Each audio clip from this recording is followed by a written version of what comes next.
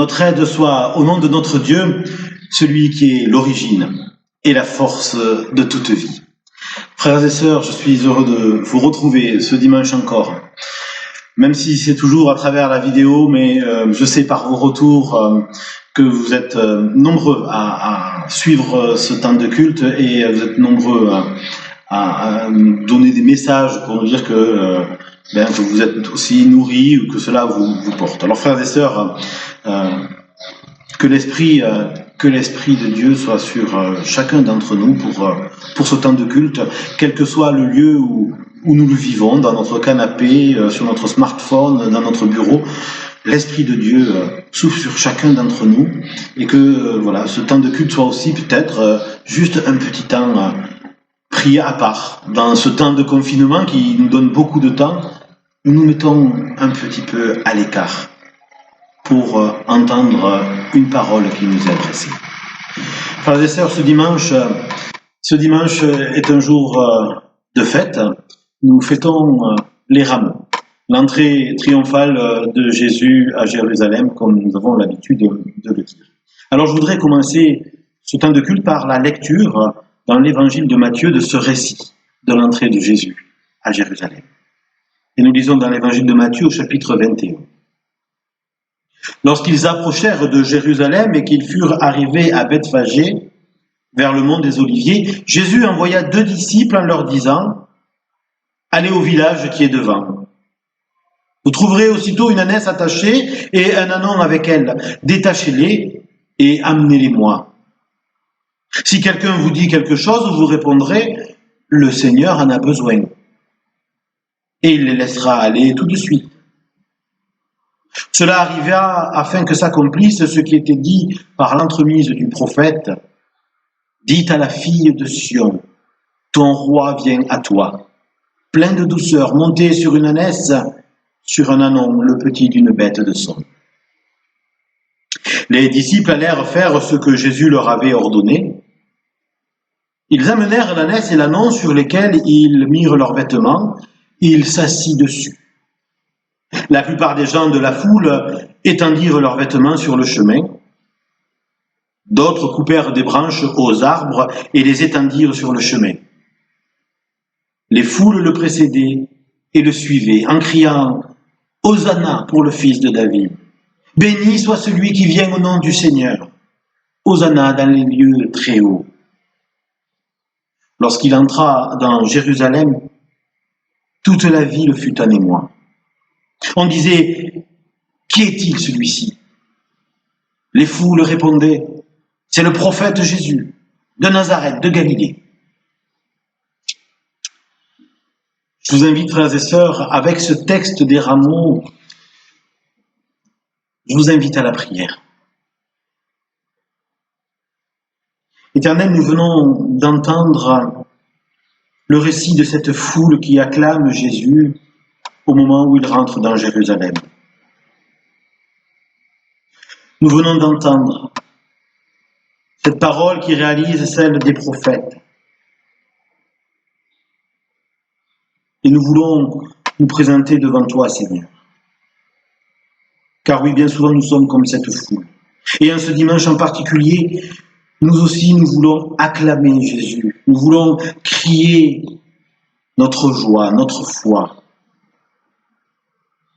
Mais nous n'oublions pas, Seigneur, que c'est cette même foule qui, une semaine plus tard, demandera en criant à Pilate « Crucifie-le ». Nous n'oublions pas que c'est cette même foule qui accueille aujourd'hui Jésus et qui le rejettera plus tard. Seigneur, nous te demandons donc de nous donner la force d'être lucides et cohérents. Lucides sur nous-mêmes. Nous le savons, nous sommes ni les meilleurs ni les pires. Et nous te présentons aujourd'hui toutes nos forces et toutes nos faiblesses. Nous te présentons tout ce que nous sommes, tout ce qu'il y a de bon et de mauvais en nous. Nous te demandons la cohérence. Cohérence entre nos pensées et nos actes. Il est possible, Seigneur, nous savons, de changer d'avis, de nous laisser déplacer dans un dialogue avec un autre, de nous laisser déplacer parfois aussi par ta parole. Mais permets-nous de ne pas suivre uniquement le sens du vent. Donne-nous la force de ne pas suivre le plus beau parleur. Et donne-nous la force de réfléchir par nous-mêmes, de pouvoir toujours discerner le juste et le vrai, notamment dans le flot d'informations contradictoires ou sécurisantes que nous recevons chaque jour. Que nous puissions chacun, nous forger notre propre avis, éclairé par ce que nous recevons, éclairé par l'évangile que tu nous annonces. Éternel, donne-nous cette force de ne pas être comme la foule qui écoute sans réfléchir et qui condamne sans juger. Et nous voulons déjà te dire merci. Merci parce qu'à travers ton Fils, tu nous envoies ce bon message. À travers la vie de ton Fils, c'est une parole d'amour que tu nous annonces. Oui, merci, car celui qui a été rejeté nous accueille. Celui qui a été condamné ne nous juge pas. Celui qui est mort crucifié nous annonce la vie. Celui qui n'est plus rien aux yeux de cette foule nous ouvre déjà les portes du royaume. Amen. Et je voudrais lire avec vous ce matin un autre texte qui est en lien avec le texte des rameaux, dans l'évangile de Luc, au chapitre 9, les versets 51 à 56. Comme arrivaient les jours où il allait être enlevé, il prit la ferme résolution de se rendre à Jérusalem. Et il envoya devant lui des messagers. Ceux-ci se mirent en route et entrèrent dans un village de Samaritains, afin de faire des préparatifs pour lui. Mais on ne l'accueillit pas parce qu'il se dirigeait vers Jérusalem. Quand ils virent cela, les disciples Jacques et Jean dirent « Seigneur, veux-tu que nous disions au feu de descendre du ciel pour les détruire ?» Il se tourna vers eux et les rabroua. Et ils allèrent dans un autre village. Frères et sœurs, il y a au cœur de ce texte que je viens de vous lire beaucoup de haine. J'ai envie de dire qu'elle prend presque toute la place. Jésus, nous dit le texte, prend la ferme résolution d'aller à Jérusalem, et nous l'avons entendu. Ce qui l'attend à Jérusalem, c'est la haine. Oui, c'est vrai, le jour des rameaux, la foule l'accueille et l'acclame avec joie. Mais une semaine après, elle le condamnera. Elle le condamnera parce qu'elle se sera trompée sur qui est ce Jésus, sur qui elle a acclamé. Et alors la déception qu'elle aura va se transformer en haine. Et dans ce texte déjà qui se passe donc avant le récit des rameaux, puisque les jours où Jésus va être enlevé arrivent, nous dit le texte, on est juste avant le récit des rameaux, ce texte aussi est plein de haine. Non pas celle de la foule, mais celle des messagers que Jésus envoie devant lui. Ils sont pourtant porteurs d'un message. C'est le rôle de tout messager. C'est d'ailleurs sans doute aussi notre rôle de messager. Porter un bon message.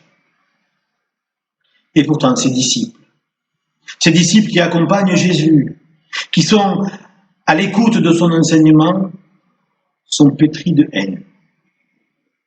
Pétris de haine parce que des Samaritains ne leur ouvrent pas la porte. Parce que des Samaritains ne les accueillent pas. Parce que des Samaritains, eux-mêmes pétris de haine contre ceux qui ne pensent pas comme eux, parce qu'ils sont pétris de haine contre ceux qui habitent Jérusalem. Et nous voyons là haine contre haine. Celle des Samaritains parce qu'ils vont vers Jérusalem, les disciples vont vers Jérusalem, et celle des disciples parce que les Samaritains ne leur ouvrent pas la porte.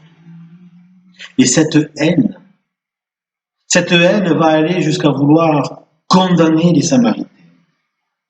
Cette haine vient donner un visage à Dieu, un visage de haine. Veux-tu que nous disions au feu de descendre du ciel pour les détruire, disent les disciples, comme si Dieu lui-même allait être pétri de haine. Jésus les rabroue et les invite à aller dans un autre village, à continuer le chemin. Frères et sœurs, ce texte vient nous parler aujourd'hui plus que jamais. Nous vivons dans une société, hélas, pétrie de haine. Oh, il n'y a pas de guerre dans nos rues. Il n'y a pas plus de violence que cela à l'extérieur. Même si à certains endroits, la violence est là, parfois causée par des injustices, c'est vrai. Mais fondamentalement, la haine se trouve en nous. Je le dis, frères et sœurs, nous vivons dans un monde pétri de haine. Une haine qui vient de l'incompréhension. Ce texte d'ailleurs nous le dit. Les Samaritains ne prennent même pas le temps d'écouter les disciples. Ils vont vers Jérusalem, ces disciples. Ils sont donc juifs. Ils sont donc de ceux que nous haïssons. Ils sont donc de ceux avec qui nous sommes en conflit. Alors nous n'ouvrons pas la porte. Nous n'entrons pas en dialogue avec eux. Nous fermons la porte. Et les disciples, eux aussi, ne cherchent pas à comprendre et sont dans cette condamnation radicale. Au moment des rameaux, cet autre texte que je vous ai lu tout à l'heure, il y aura le même phénomène. Cette foule qui acclame Jésus comme un prophète, mais qui l'acclame avec énormément de joie, en criant, sera celle qui va le condamner une semaine après. Pourquoi ce renversement? Pourquoi ce retournement? Tout simplement parce que elle acclame un prophète pensant que c'est lui qui va venir libérer le peuple de l'occupation romaine, qu'il va venir restaurer quelque chose. Mais Jésus n'est pas celui-là. Et la déception de cette foule se transformera en haine, en condamnation. Nous sommes, nous aussi, frères et sœurs, pétris de cette haine, parce que nous sommes pétris d'incompréhension. Nous avons du mal à aller à la rencontre de l'autre. Nous avons du mal à accepter qu'un autre ait une autre vérité que nous. Nous avons du mal à entrer en dialogue parfois avec l'autre. Et je ne parle pas que de nous en tant que chrétiens, je parle de nous en tant qu'êtres humains. Combien sommes-nous à accuser l'autre d'avoir une autre foi ou de ne pas en avoir? Combien sommes-nous à ne pas avoir la foi et à accuser ceux qui l'ont? J'ai encore entendu cette semaine une interview d'un chanteur qui disait être assez intéressé par la spiritualité, mais qui disait « j'espère qu'un jour il n'y aura plus de religion parce que finalement c'est toujours elle qui apporte la haine ». Disant « les religions ont été créées pour l'amour et elles portent la haine ». Non, les religions n'ont pas été créées pour quelque chose. Elles sont. C'est quelque chose qui émane de chacun d'entre nous. Elles ne sont pas là pour porter l'amour ou pour porter la haine. Elles sont là pour relier les êtres humains. Et ce qui devrait être fondamental, oui, c'est une parole d'amour. Mais voilà qu'il rejetait, sans rentrer peut-être dans une compréhension de la foi individuelle de chacun des croyants. Il rejette en bloc une religion, les religions, parce qu'il considère qu'elles sont porteuses de haine. Et puis, de l'autre côté, il y a tous ceux qui vont dire, ou accuser, en tout cas les non-croyants, les accuser en disant mais ils n'ont plus d'espérance et donc ils construisent un monde sans espérance. Et ce monde sans espérance porte en lui plein d'injustice. Oui, il y a beaucoup d'incompréhension dans ce monde. Et dans ce temps de crise que nous vivons en particulier en ce moment, il y a aussi beaucoup d'incompréhension. Combien de conflits j'entends autour de ce traitement qui pourrait peut-être soigner la maladie. Nous voyons qu'il y a beaucoup de conflits, de discussions vives. Frères et sœurs, nous avons tous le droit d'avoir nos convictions. Nous avons tous le droit d'avoir notre foi, notre non-foi. Et ce texte, aujourd'hui, nous invite à trouver le chemin de la tolérance. Ce n'est pas forcer les portes pour faire accueillir, pour faire accepter toutes nos paroles, toutes nos idées. C'est pas cela que Jésus nous propose. Jésus nous propose de continuer le chemin. D'avoir quelque part, j'ai envie de dire, une saine ignorance. Laisser celui qui ne veut pas entrer en dialogue, celui qui ne veut pas chercher à comprendre comment je fonctionne, le laisser de côté et continuer notre chemin. Si quelqu'un ne nous ouvre pas la porte, ne nous enfermons pas dans la haine. Frères et sœurs, ce dimanche des Rameaux, les portes de Jérusalem se sont ouvertes pour accueillir Jésus, et dans la semaine, elles se refermeront pour le condamner. Que ce récit nous inspire tout au long de la semaine, nous questionne sur nos portes ouvertes ou sur nos portes fermées. Que ce texte nous invite à continuer notre chemin, le chemin de notre propre foi, mais le chemin aussi qui va nous conduire vers la compréhension de l'autre. Frères et sœurs, notre Dieu est celui qui nous invite sur un chemin. Notre Dieu est celui qui nous invite à frapper à toutes les portes pour apporter un message, mais pour ne pas l'imposer. Notre Dieu est celui qui réouvrira la porte d'un tombeau fermé pour l'ouvrir vers la vie. Frères et sœurs, vivez ce temps de cheminement, que l'Esprit de Dieu soit sur chacun d'entre vous. Je vous invite à la prière. Éternel, ta parole nous rejoint dans notre quotidien et nous voulons la faire résonner avec notre vie de tous les jours. Permets-nous, Seigneur, de trouver toujours le chemin qui nous conduise vers l'autre, ce chemin qui nous écarte des incompréhensions et qui nous conduit vers le dialogue.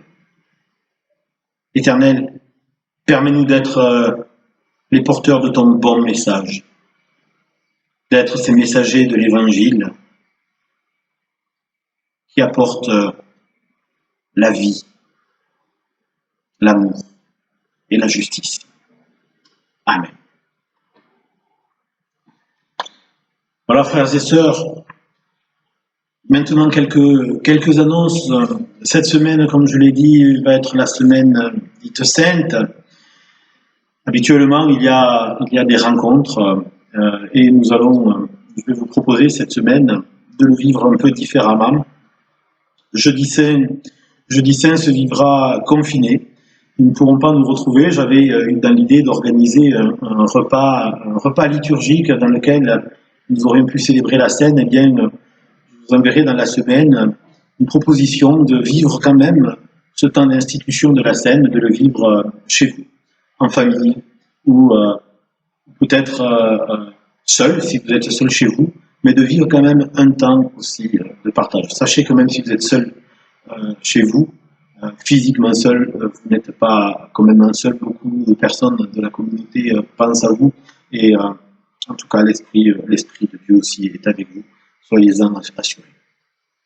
Il y aura donc ce temps de jeudi saint et puis nous préparons bien sûr un temps de culte de Pâques un peu particulier puisque là aussi nous ne pourrons pas nous réunir. Alors je voudrais vous proposer deux choses pour ce temps de Pâques, pour cette fête de Pâques. Je voudrais d'abord vous proposer bien sûr un culte vidéo comme aujourd'hui, dans lequel nous allons quand même célébrer la Seine. Nous allons la célébrer ensemble. Chacun sera invité et je vous donnerai les indications nécessaires, mais déjà vous pouvez vous y préparer. Chacun sera invité chez lui à préparer la Seine et nous essaierons de la vivre ensemble via cette vidéo, via ces cultes vidéo. Nous pourrons partager quand même ensemble un temps de Seine. Et donc là aussi vous pourrez le vivre avec ceux qui sont chez vous, ou le vivre en tout cas spirituellement avec toute la communauté. Et puis parce que parce que ces vidéos sont une bonne béquille, je crois, peuvent nous aider, elles ne font pas tout. Et nous avons quand même besoin, je l'ai entendu, on me l'a dit dans la semaine, nous avons besoin de nous retrouver. Nous avons besoin de nous retrouver physiquement, d'être ensemble, de pouvoir chanter et prier tous ensemble, de pouvoir entendre la parole tous ensemble et de pouvoir tout simplement échanger de vive voix. Alors, frères et sœurs, je vous propose une chose, c'est que dès que ce temps de confinement sera fini, le dimanche qui suivra la fin du confinement pour nous, en tout cas ici à La Réunion, nous nous retrouvons pour un culte de Pâques. Même si la date n'est pas celle que le calendrier a fixée, nous nous retrouverons et nous fêterons nous aussi quelque part une libération et une vie retrouvée.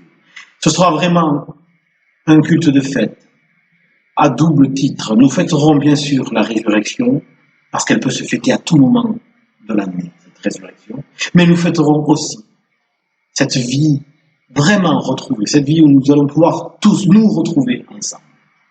Voilà, donc finalement, là où nous sommes empêchés peut-être, vous voyez, nous allons fêter 2 fois Pâques, une fois dimanche prochain et une fois, nous l'espérons en tout cas, un dimanche très proche. Nous continuons, frères et sœurs, aussi à penser les uns aux autres, à prendre des nouvelles les uns des autres. Donc, n'hésitez pas à vous appeler, n'hésitez pas à donner de vos nouvelles et puis à donner aussi des messages, partagez vos messages, n'hésitez pas à me les envoyer et par la lettre paroissiale, ils seront bien entendu diffusés et partagés avec tout le monde. Voilà, frères et sœurs. Si vous avez aussi des annonces particulières à transmettre, n'hésitez pas à passer par la lettre paroissiale. Vous pouvez m'envoyer vos messages et je transmettrai aussitôt à toute la communauté.